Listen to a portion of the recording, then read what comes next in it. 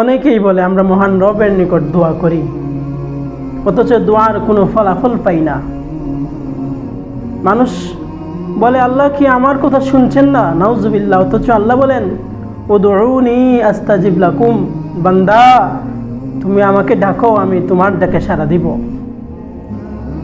দোয়া করি কিন্তু দোয়া কবুল হয় না, এমন প্রশ্ন বারবার করা হয়। এর আগে আমরা দু একটি কথা বলি। আল্লাহ রাব্বুল আলামিন কোনো বান্দার দোয়া ফিরিয়ে দেন না। মুসনাদে আহমদ ইবনে হাম্বলের এক হাদিসে আল্লাহ রাসূল বলেন, কোনো বান্দার দোয়া আল্লাহ তাআলা ফিরিয়ে দেন না। হয় আল্লাহ রাব্বুল আলামিন বান্দার কল্যাণ যদি মনে করেন দুনিয়াতে দোয়ার ফলাফল দিয়ে দেন, অথবা আল্লাহ রাব্বুল আলামিন ওই দোয়ার বদলে কোনো বিপদ আপদ থেকে রক্ষা করেন, অথবা আল্লাহ রাব্বুল আলামিন ওই দোয়া আখিরাতের জন্য সঞ্চয় করে রাখেন। কোনো বান্দার দোয়া মহান রব ফিরিয়ে দেন না, কোনো বান্দার দোয়া মহান রব ফিরিয়ে দেন না। তো দোয়া কবুল হওয়ার জন্য কিছু শর্ত শারাইত আদব আছে, যেইগুলোর প্রতি যদি আমরা লক্ষ্য রাখি তো আমাদের দোয়া কবুল হবে। প্রথমত, যেই বিষয়ে মহান রবের নিকট দোয়া করব ওই বিষয়টি শরীয়ত সম্মত, শরীয়ত স্বীকৃত বিষয় হতে হবে।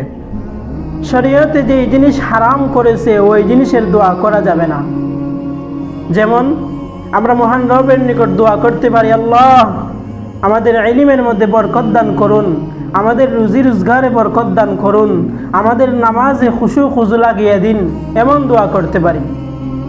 এমন দোয়া করা যাবে না যেটা শরীয়ত সম্মত নয়। যেমন আল্লাহ আমাকে মদ পানের তৌফিক দান করো, আল্লাহ আমার হারাম সম্পর্ক মজবুত করে দাও, এমন দোয়া করা যাবে না।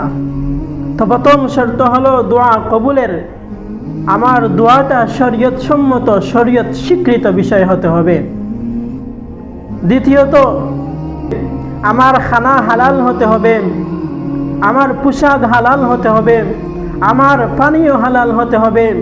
যদি আমার খানা হারাম হয়, যদি আমার পানীয় হারাম হয়, যদি আমার পোশাক হারাম হয়, আমার রক্ত হারাম হবে, আমার দোয়া কবুল হবে না।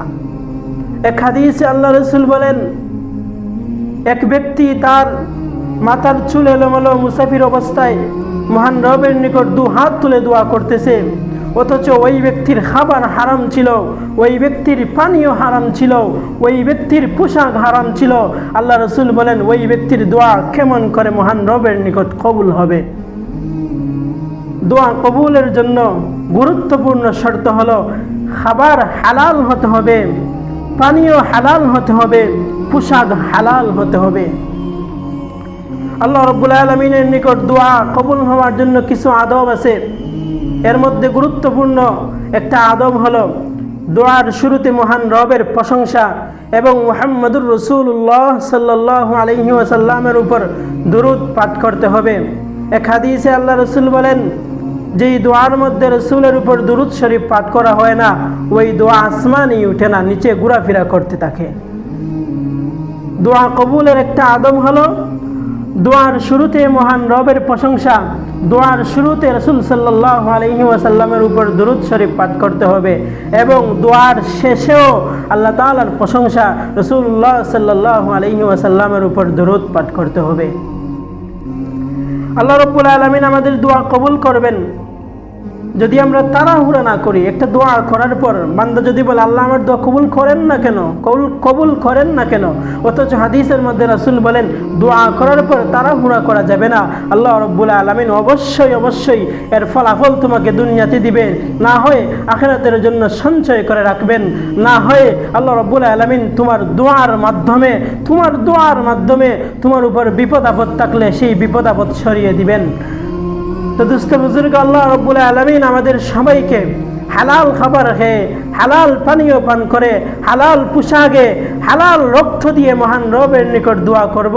আল্লাহ রাব্বুল আলামিন আমাদেরকে একাগ্রতার সাথে আল্লাহ রাব্বুল আলামিনের সামনে বিনয়ী হওয়ার সাথে সাথে বিনয়ীদের মতো তাওয়াজু করে দোয়া করার তৌফিক দান করেন। আমিন।